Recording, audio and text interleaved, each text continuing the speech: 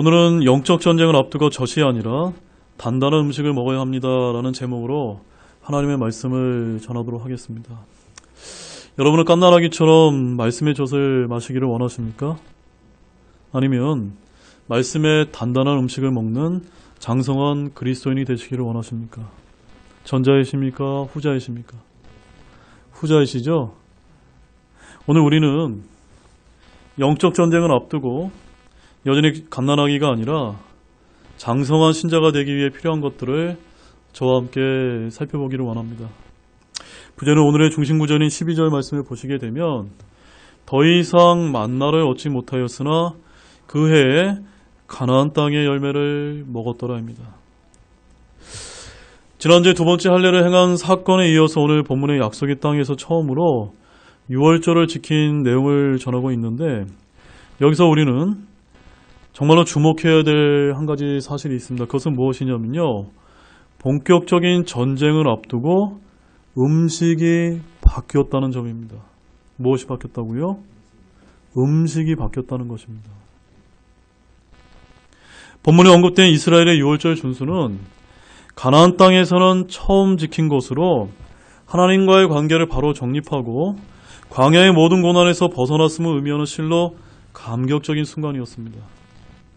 사실 이날은 이집트의 노예 생활을 끝나고 첫 유월절의 절기가 지켜지게 된 BC 1491년 1월 14일로 그날 출애굽을 시작을 해서 요르단을 통과한 BC 1451년 1월 14일에 정확히 만 40년 만에 단 하루의 오차도 없이 약속의 땅에 들어왔고, 그곳에서 유월절을 다시 준수한 날이기도 한다라고 이렇게 기록이 되어 있습니다. 자, 출애굽기 12장 1절에서 7절까지의 말씀을 우리 한번 보시겠습니다.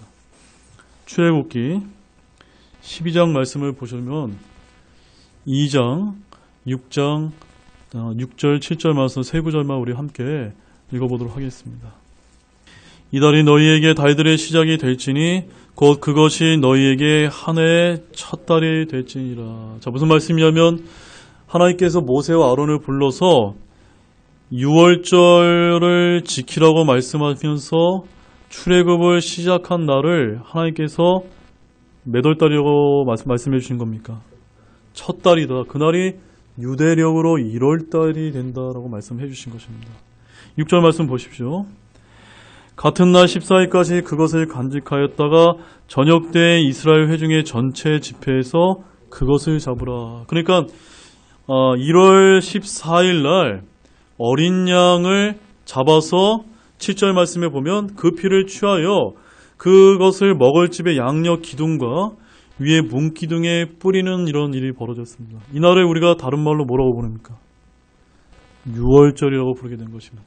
이것이 첫 번째로 이스라엘 민족이 유월절을 드리게 됐고, 이날 밤에 이집트를 탈출해서 이제 출애굽을 시작했다라고 12장 하반절에 이제 기록이 되어 있는 것입니다. 자, 근데 오늘 본문 여호수아기 5장 10절 말씀 한번 보십시오. 이스라엘 자손의 길갈에 진을 쳤고 그달 14일 저녁에 여리고 평화에서 유월절을 지켰으며. 자, 그러니까요, 이집트를 탈출한 날도 며칠입니까? 1월 14일 유월절이었고, 이것은 무엇을 뜻합니까? 이스라엘의 민족적인 구원을 뜻하는 겁니다.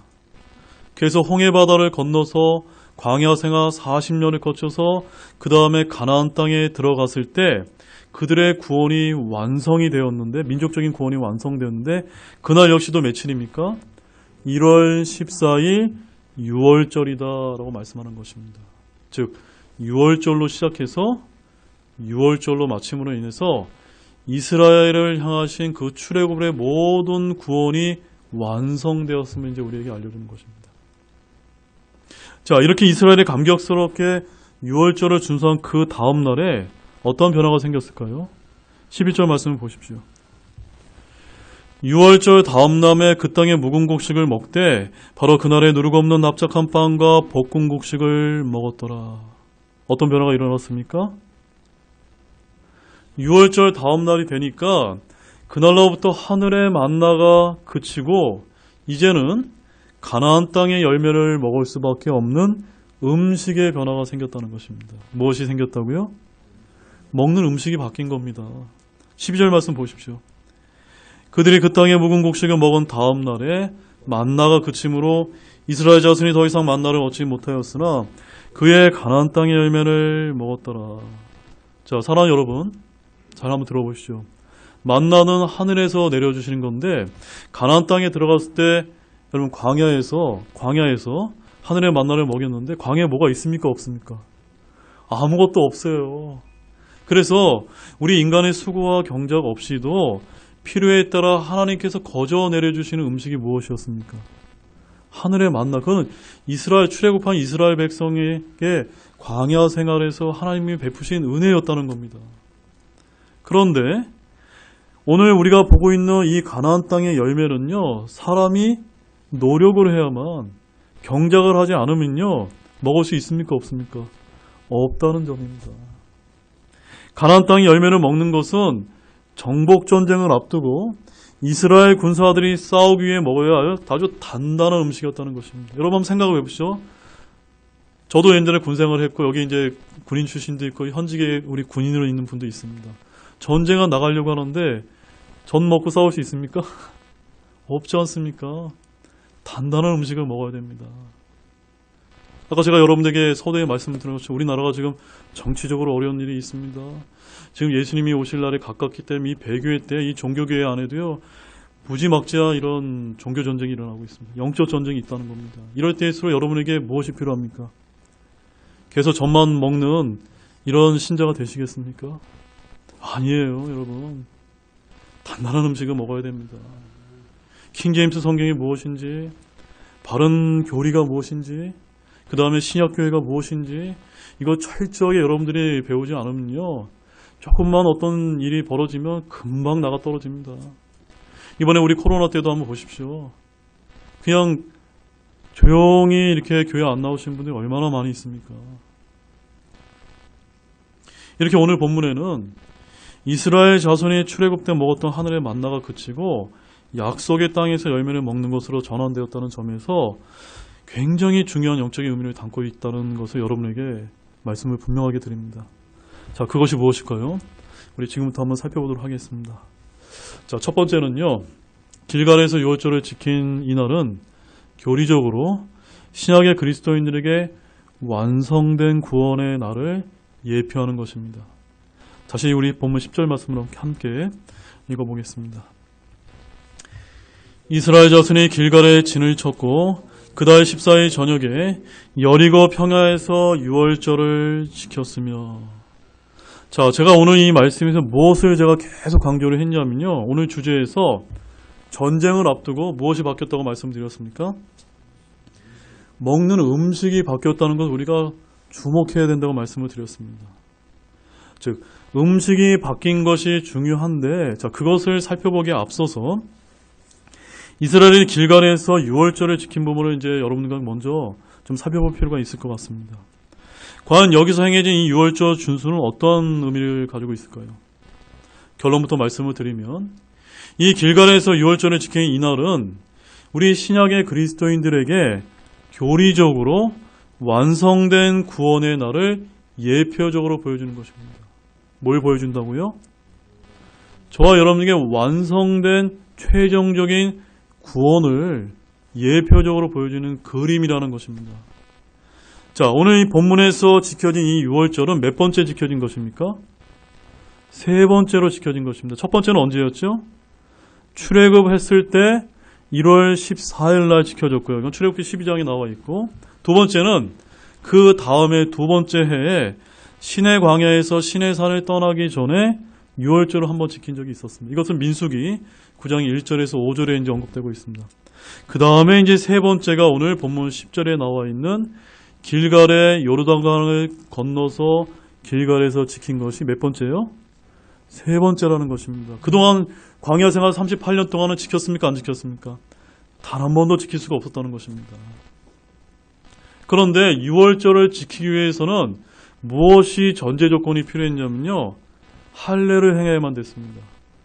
근데 우리가 지난주에 말씀을 살펴봤지만 할례를 행했습니까? 안 했습니까?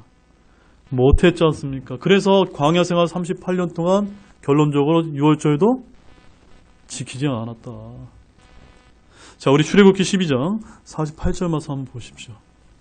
타국인이 너와 함께 머물며 주께 유월절을 지키려 하거든 그에게 속한 모든 남자가 할례를 받은 뒤에야 비로소 그가 가까이 와서 그것을 지킬지니라.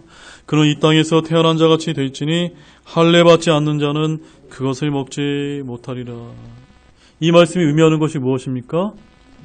유월절을 지키기 위해서는 무엇이 필요합니까? 할례가 필요하다는 것입니다. 그래서 지난주에 요르단강을 건너서 하나님이 무엇을 명령하신 겁니까? 두 번째 할례를 행하라고 말씀하셨고, 그 다음에 오늘 사건에서는 이제 드디어 이제 무엇을 지키는 겁니까? 유월절을 지키고 있는 것입니다. 자, 이스라엘 백성은 이제 요르단강을 건너서 가나안 땅에 들어가자마자 할례를 통해 자신들이 하나님과 언약을 맺은 백성이라는 사실을 이제 확인을 했고, 그 다음에 유월절을 행하게 된 것입니다. 38년간이나 중단되었던 유월절을 지키는 이스라엘 백성들은요, 그들의 마음이 어땠을까요? 굉장히 감격스럽고 굉장히 기쁘지 않았을까요? 마치 우리가 일제 식민 통치 가운데 8.15 광복을 맞아서 기뻐했던 것처럼 이들은 이날이 그와 같은 날이었다는 것입니다. 오늘 언급된 길갈에서 행해진 이 유월절은 광야 생활 중에는 지켜지지 않았다가 출애굽의 끝을 알리는 가나안 땅에 들어선 후에 다시 길갈에서 지켜지게 된 아주 중요한 순간이었던 것입니다. 이렇게 이스라엘의 출애굽의 시작도 유월절로 끝도 유월절로 모두 이루어졌다고 하는 이 점은요, 이스라엘에 대한 하나님의 구원 사역이 일련의 과정을 통해서 완성되는 모습을 지금 보여주고 있는 것입니다. 바로 이스라엘의 이집트의 노예 생활에서 해방시킨 하나님께서 40년 만에 그들의 약속하신 가나안 땅의 인도에 들이심으로 그들에 대한 구원 사역을 완수하신 것입니다. 여러분, 여기에는 저와 여러분과 같은 신약의 그리스도인들의 구원에 관한 말씀으로 교리적으로 아주 중요한 진리를 담고 있는 것입니다. 그것이 무엇일까요? 그것은 교리적으로 어린 양 대신, 바로 유월절 어린 양 대신 예수님의 구속사역으로 시작된 우리 그리스도인에 대한 구원 역시도 예수님의 다시 오시는 재림으로 말미암아 완성될 것을 저와 여러분에게 상징적으로 보여주는 사건이라는 것입니다. 이해가 되셨습니까? 그럼 이 여호수아의 기록이 어디에 들어가서 싸우고 이거 요르단강 건너고 이거를 지금 우리에게 알려주는 것이 아니고요. 우리에게 뭘 가르쳐 준다고요? 우리에게도 완성된 구원의 날이 있다는 것을 지금 우리에게 파노라마로 좀 보여주고 계신 것입니다. 하나님께서는 2000년 전에 자신의 독생자를 세상에 보내셔서 십자가에서 피 흘려 죽게 하시고 그 피를 믿는 모든 자들의 죄와 사망에서 건너주심으로 우리에 대한 구원 사역을 갈보리에서 시작하셨습니다. 그러한 하나님께서 이제 이 세상 마지막 때에 지금은 부활하셔서 하나님 왕자 오른편에 앉아 계신 예수 그리스도를 세상에 다시 보내셔 우리에 대한 구원을 완성시키실 것입니다. 이것을 여러분 믿으십니까? 우리 빌립보서 1장 6절 말씀 한번 가보시죠. 빌립보서 1장 6절 말씀입니다. 너희 안에 선한 일을 시작하신 분께서 예수 그리스도의 날까지 그 일을 이루실 것 바로 이것을 나는 확신하노라. 지금 사도 바울이 확신한 게 예수 그리스도의 날이 이루어진다는 겁니다. 이 날이 언제입니까? 갈보리 십자가에서 돌아가신 날입니까? 그 날이 아니고요. 미래형으로 쓰여 있지 않습니까? 이 예수 그리스도의 날은 바로 저와 여러분을 위해서 공중에 강림하시는 공중 강림의 날, 그 날을 바로 예수 그리스도의 날이라고 교리적으로 이야기하고 있는 것입니다. 히브리서 9장 28절 말씀 가보십시오. 이와 같이 그리스도께서도 많은 사람의 죄들을 담당하시려고 단 한 번 드려지셨으며 또 자신을 기다리는 자들에게 죄와 상관없이 두 번째 나타나서 구원에 이르게 하시리라. 그러니까요, 두 번째 나타나서 예수님이 또다시 나타나셔서 우리의 구원을 이루게 하신다는 겁니다. 빌립보서에서 말한 예수 그리스도의 날은 히브리서에서 말한 두 번째 나타난 구원을 이루게 하시는 그날을 가리키고 있습니다. 즉 여기서 언급된 구원은 이제부터 잘 들으십시오. 예수님의 공중 강림 시 휴거받은 신약의 그리스도인의 영광스러운 부활에 몸을 입는 것을, 즉 몸의 구원을 뜻하는 말씀입니다. 이처럼 우리의 구원 역시도 반드시 완성될 날이 있다는 것을 믿으시기 바랍니다. 바로 예수님의 공중 강림의 날이 바로 그 날입니다. 엄밀하게 말해서 인간의 구원은 크게 세 가지 단계가 있습니다. 출생의 단계, 성화의 단계, 영화의 단계가 있습니다. 먼저 예수님 믿고 새로 태어나는 출생 단계가 있어야 하는데 우리는 이 순간을 보통 혼의 구원이라고 지칭합니다. 다른 말로는 칭의를 얻었다라고 말합니다. 그러나 지옥의 형벌에서 혼은 구원받았어도 우리의 몸은 여전히 죄로 인해서 사망에 처하게 되는 것입니다. 그래서 엄밀하게는 주 예수 그리스도의 공중 강림의 때에 저와 여러분은 부활한 영광스러운 몸으로 변화되는 몸의 구속, 다른 말로 몸의 구원을 받음으로써 우리의 최종적이고 미래적인 구원이 완성된다라고 성경은 말씀하고 있는 것입니다. 우리는 이것을 뭐라고 부릅니까? 영화 단계다라고 이제 부르는 것입니다. 따라서 영적으로 다시 태어나는 출생의 단계, 이후 성화 단계를 거쳐서 최종적으로 영화 단계인 영광스러운 부활의 몸을 입음으로써 우리의 구원은 예수님께서 두 번째 나타나실 때 완성되심을 믿으시기 바랍니다. 우리 빌립보서 3장 21절 말씀 한번 보십시오. 그분께서는 모든 것을 자기에게 복종시킬 때 사용하는 능력을 발휘하사 우리의 천한 몸을 변화시켜 자신의 영광스러운 몸과 같게 만드시리라. 분명히 어떻게 만들어 주신다고 약속하고 계십니까? 예수님의 몸처럼 이 죽을 수밖에 없는, 썩을 수밖에 없는 우리의 몸을 누구의 몸처럼요? 부활하신 예수님의 몸처럼 우리를 바꿔주시는 그날이 우리의 구원의 최종적인 완성이라는 사실입니다. 사랑하는 여러분, 우리의 최종적인 구원의 몸의 구원이, 또 몸의 부활이 언제 이루어지느냐고 좌절하거나 낙심하지 마시기 바랍니다. 이스라엘 백성이 민족적으로 이집트에서 구원받은 날을 기념하는 6월절날 출애굽을 해서 40년을 광야에서 보내고 다시 6월절날 가나안의 길갈에 들어갈 때까지 그들이 인내했던 것처럼 저와 여러분도 완성된 구원의 날에 이르기까지 끝까지 인내하시면서 예수님을 공중에서 만나는 그날을 될 때까지 복되게 소망하시는 모든 분들이 되시기 바랍니다. 우리 데살로니가전서 4장 16절 17절 말씀도 보시겠습니다. 주께서 호령과 천사장의 음성과 하나님의 나팔 소리와 함께 친히 하늘로부터 내려오시리니 그리스도 안에서 죽은 자들이 먼저 일어나고 그 뒤에 살아서 남아있는 우리가 그들과 함께 구름들 속으로 채어 올라가 공중에서 주를 만나리라. 그리하여 우리가 항상 주와 함께 있으리라. 아멘. 여기 계신 모든 분들이 혼의 구원을 입으셔서 주님 만나는 날 공중에서 기쁨 가운데 영원한 몸으로 변화되어서 주님을 만나시는 모든 분들이 되시길 원합니다. 그 다음에 두 번째는요, 영적 전쟁을 앞두고 젖이 아니라 단단한 음식을 먹도록 최선을 다해야 됩니다. 어떻게 해야 된다고요? 최선을 다해야 됩니다.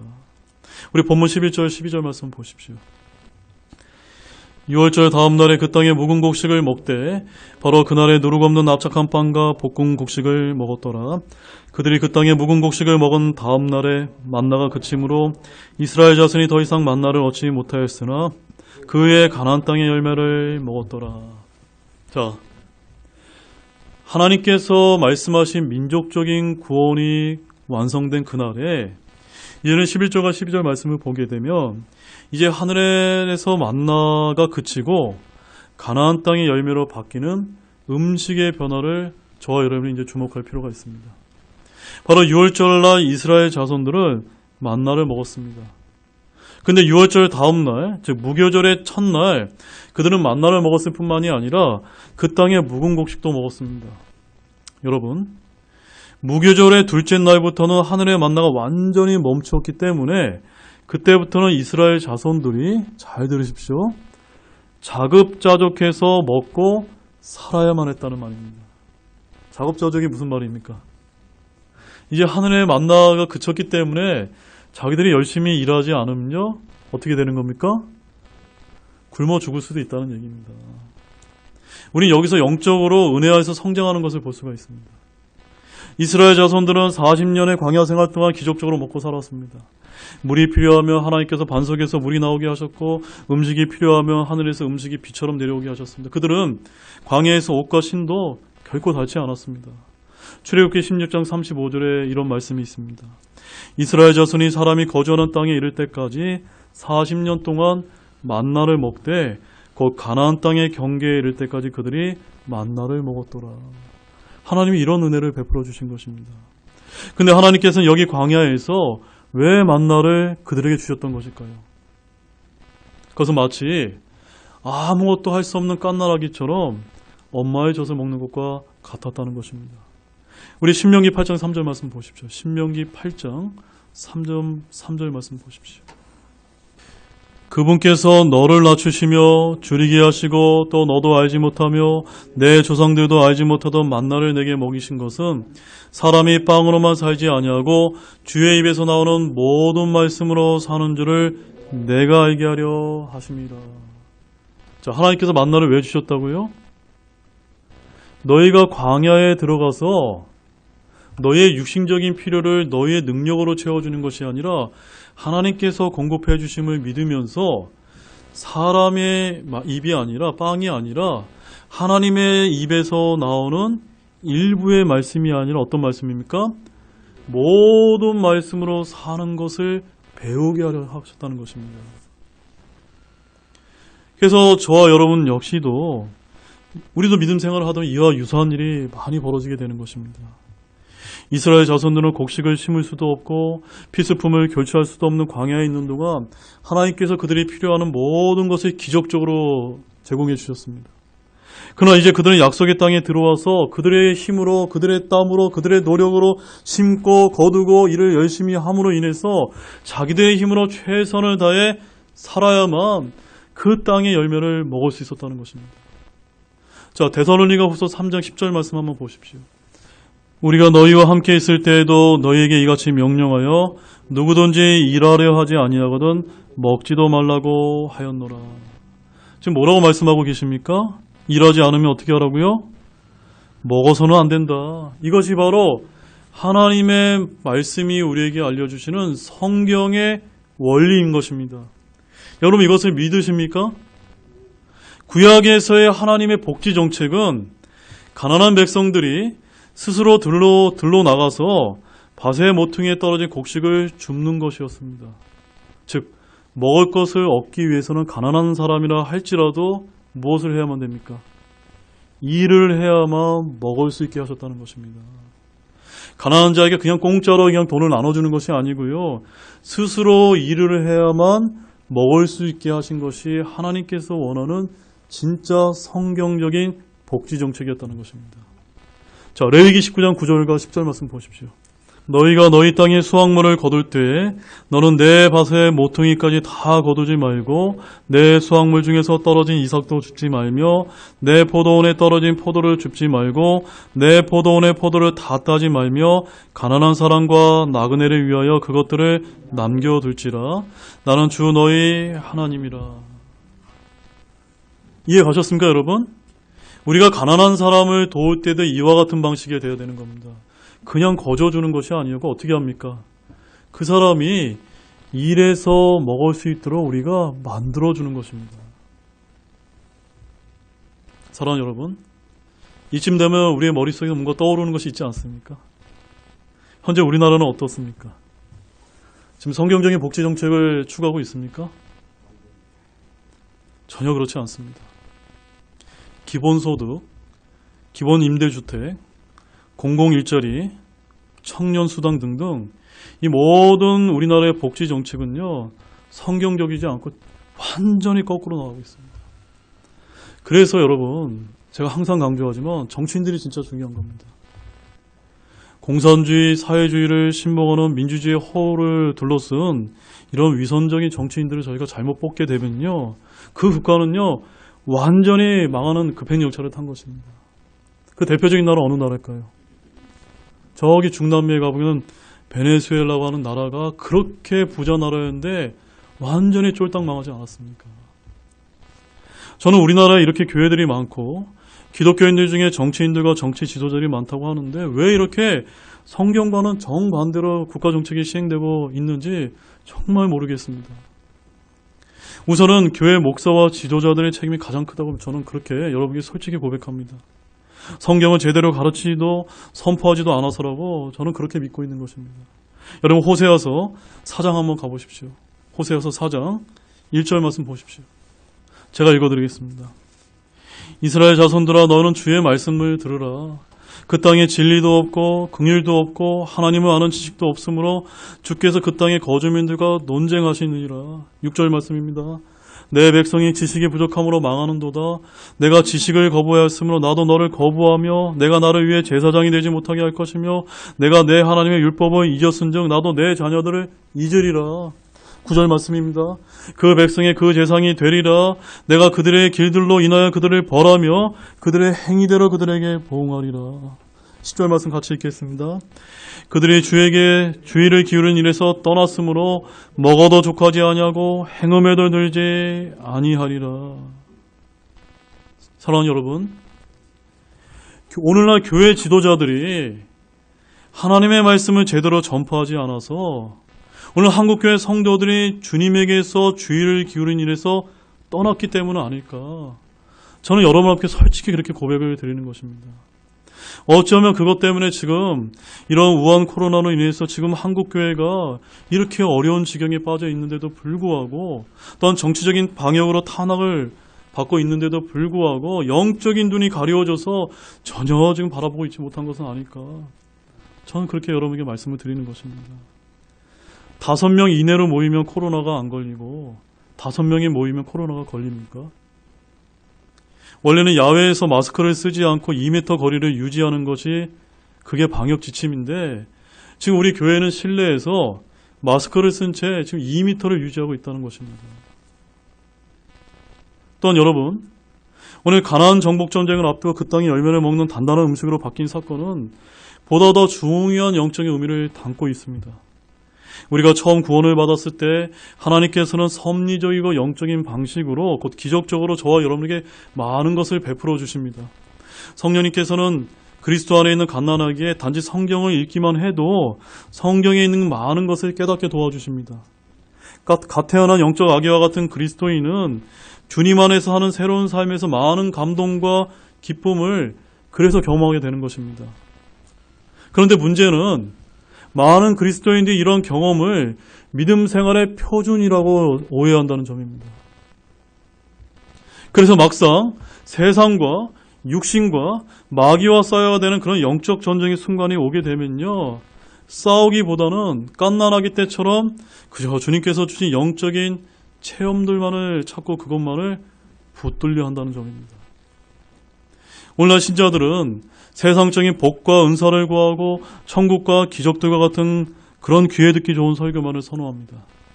그런 주제로 설교를 하게 되면 여러분들은 아멘, 할렐루야를 외치면서 그렇게 즐거워할지 모릅니다. 그러나 보다 실제적인 영적 성장을 위한 그리스도인의 삶과 영적 전쟁에 대한 강력한 설교를 제가 여러분에게 선포를 하게 되면 오늘날 현대 그리스도인들은 무관심하고 매우 조용해진다는 것입니다. 그러나 우리는요, 이런 것이 영적 성장임을 반드시 알아야만 합니다. 이스라엘 자손들은 가나안 땅에서조차도 여전히 기적들을 체험했습니다. 확실히 그러했습니다. 즉 가나안 땅에서 여리고 성벽이 무너지고 해와 달이 멈춰서는 기적을 그들은 가나안 땅에서 체험을 했습니다. 그러나 잘 들으십시오. 그들이 매일을 기적에 의존해서 산 것은 아니었습니다. 그들은 이제 밖으로 나가서 하늘의 만나를 줍는 대신에 들에 나가서 곡식을 거둬야만 했다는 점입니다. 모든 도시를 여리고같이 기적적으로 얻은 것도 아니었습니다. 그 땅을 얻기 위해서는 실제적인 전투를 죽음을 각오하고 치러야만 했다는 점입니다. 이처럼 그리스도인의 삶에서 우리는 성장하지 않으면 안 된다는 점을 기억하시기 바랍니다. 처음에 하나님의 말씀을 읽기만 해도 그 말씀을 다 깨닫는 그런 지혜를 주시지만 저와 여러분은 궁극적으로 하나님의 말씀을 공부하는 삶으로 변화되어야 될 줄로 믿으시기 바랍니다. 성령님께서 성경을 통해 우리에게 무언가를 주시려 한다면 저와 여러분 실제로 성경을 공부하는데 끊임없는 노력과 시간과 관심을 들이셔야만 된다는 것입니다. 그렇게 해야만 저와 여러분은 하나님이 보시기에 부끄럽지 않은 일꾼이 될 수 있을 줄로 믿으시기 바랍니다. 디모데후서 2장 15절 말씀 보십시오. 디모데후서 2장 15절 말씀입니다. 너는 진리의 말씀을 바르게 나누어 내 자신을 하나님께 인정받은 자로 부끄러울 것이 없는 일꾼으로 나타내도록 연구하라. 개역성경에는 힘쓰라라고 되어 있습니다. 그냥 힘쓰는 게 아닙니다. 뭘 연구해야 됩니까? 하나님의 말씀을 바르게 나누어서 공부하라는 그런 말씀입니다. 물론 우리는 갖고 온 모든 영적 악이라면 말씀의 순수한 젖을 사모해야 됩니다. 왜냐하면 그래야 그 순수한 말씀의 젖으로 말미암아 건강하게 우리가 성장할 수 있기 때문입니다. 바로 이 이유 때문에 우리가 킹제임스 흠정역 성경을 지금 사용하는 것입니다. 베드로전서 2장 2절에 이런 말씀이 있습니다. 새로 태어난 아기들로서 순수한 말씀의 젖을 사모하라. 이것은 너희가 그 젖으로 말미암아 성장하게 하려 함이라. 성장하기 위해서 무엇이 필요합니까? 말씀의 순수한 젖이 필요합니다. 그런데 저와 여러분 이것에 그쳐서는 안 됩니다. 그 다음에 우리는 단지 영적 아기처럼 말씀의 순수한 젖만을 마시는데 그쳐서는 안 되고요. 이제는 시간으로 보건대 젖이 아니라 영적 전쟁에 참여할 수 있도록 가나안 땅의 열매처럼 단단한 음식도 섭취할 수 있는 장성한 그리스도인들이 되셔야만 되는 것입니다. 우리 히브리서 5장 12절에서 14절 말씀을 한번 보십시오. 시간으로 보건대 너희가 마땅히 가르치는 자가 되어야 할 터이나 하나님의 말씀들의 첫째 기초 원리들을 남에게 다시 가르침을 받아야 할 필요가 너희에게 있나니 너희가 단단한 음식이 아니라 젖을 필요한 자가 되었도다. 젖을 사용하는 자마다 갓난아이므로 의의 말씀에 능숙하지 못하니라. 그러나 단단한 음식은 장성한 자들에게 속하나니 그들은 그것을 사용하여 자기 감각들을 단련시키므로 선악을 분별하느니라. 제가 여러분에게 질문을 드리겠습니다. 여러분은 혼의 구원을 받으신 다음에 여러분 갓난아이와 같이 말씀의 순수한 젖을 먹는 데만 그치는 삶을 원하십니까? 아니면 단단한 음식을 먹는 그런 장성한 그리스도인을 원하십니까? 장성한 그리스도인을 다 원하시죠? 그렇다면 그 장성한 신자의 중요한 특징이 무엇입니까? 그것은 의의 말씀에 능숙함으로써 선악을 분별하는 것입니다. 뭐라고요? 한번 따라해 보십시오. 의의 말씀에 능숙함으로써 선악을 분별하는 것이다. 즉 하나님의 말씀을 열심히 공부하고 깨달아서 무엇이 진짜로 옳고 무엇이 진짜로 그런지를 분별할 줄 알아야 그 다음에야 싸울 줄 아는 준비가 이제 된다는 것입니다. 지금 우리가 사고 있는 이 세상이 사탄 마귀에게 조종을 당해서 적그리스도의 왕국이 임하는 마지막 때를 위해 공산주의, 사회주의, 전체주의화 되어가고 있고 성경 말씀에 위배되는 동성애와 낙태와 차별금지법 등 이런 악법들이 제정되고 있는데 이것이 옳은지 그른지 분별을 해야 된다는 그런 말씀입니다. 또한 개인적으로는 각자가 자신이 좋아하는 음악이나 드라마나 영화나 책이 성경이 말씀하신 가치관에 합당한지 아닌지 분별해야 된다는 말씀입니다. 오늘날 현대 그리스도인의 대부분의 문제점이 무엇인지 아십니까? 그저 평생 영적 갓난아기로 살고 싶어 한다는 점입니다. 성경적인 교리와 가치관과 거룩한 성별의 삶을 추구하지 않고 그저 감정과 체험을 추구하려고 애쓴다는 점입니다. 그들은 육신을 내려놓고 세상에 역행하며 마귀를 대적하는 대신에 어떤 황홀한 영적 체험을 원합니다. 근데 진짜로 영적 성숙을 이루고 영적 전투로 강건해진 그리스도인은 매 순간마다 자신을 인도하는 기적적인 사건만을 바라보지 않습니다. 성숙한 그리스도인들은 잘 들으십시오. 성숙한 그리스도인들은 하나님의 말씀을 가지고 있기 때문에 그 어떠한 고난과 핍박과 어려움에도 불구하고 믿음으로 하나님의 말씀에 순종하며 그리스도인의 삶의 행보를 내딛는 사람이라는 점입니다. 아멘이시죠? 우리 본문 12절 말씀 다시 한번 마지막 말씀을 한번 읽어보겠습니다. 그들이 그 땅에 묵은 곡식을 먹은 다음 날에 만나가 그침으로 이스라엘 자손이 더 이상 만나를 얻지 못하였으나 그 해에 가나안 땅의 열매를 먹었더라. 다시 본문 12절 말씀을 보게 되면 우리는 이 구절에서 필요를 기적적으로 공급해 주신 특별한 하나님의 역사가 없다는 것을 발견하게 됩니다. 이제 이스라엘 자손들은 일상적이고 평범한 방법으로 필요한 것을, 즉 단단한 음식을 조달해만 했다는 점입니다. 여러분, 마지막으로 제가 이런 예화를 드리면서 말씀을 끝내고자 합니다. 이것은 마치 걸음마를 배우는 어린아이와 같습니다. 갓난아이가 아장아장 걷기 시작하면 엄마와 아빠는 그 아이를 이제 도와줍니다. 그들은 아이가 몇 발자국 어색하게 걷다가 넘어지면 아이의 손을 잡아줍니다. 그러나 얼마 지나지 않아서 아이는 엄마와 아빠의 손을 뿌리칩니다. 아이는 혼자서 걷기를 원하는 것입니다. 마침내 우리와 불안은 사라지고 아기는 혼자서도 잘 걸으며 부모의 사랑을 받습니다. 이러한 원리는 오늘날 우리 그리스도인들에게도 똑같이 적용이 되는 것입니다. 즉 모든 그리스도인들은 영적 전쟁을 위해서 갓난아기에 필요한 젖이 아니라 싸울 수 있는 말씀의 단단한 음식을 먹는 장성한 신자가 되어야만 되는 것입니다. 이제 결론을 맺겠습니다. 오늘 말씀을 정리하면 첫째, 길갈에서 유월절을 지킨 이 날은 교리적으로 신약의 그리스도인에게 무엇을 예표적으로 보여준다고 말씀을 드렸습니까? 완성된 구원의 날이라고 말씀드렸습니다. 둘째는 영적 전쟁을 앞두고 젖이 아니라 단단한 음식을 먹도록 최선을 다해야 된다고 말씀드렸습니다. 사랑하는 여러분, 오늘 본문을 통해 이스라엘 백성들은 가나안의 정복 전쟁을 앞두고 적진에서 위험한 상황에 처할 수 있음에도 불구하고 할례와 유월절 준수를 통해 하나님의 말씀을 믿고 그대로 순종했습니다.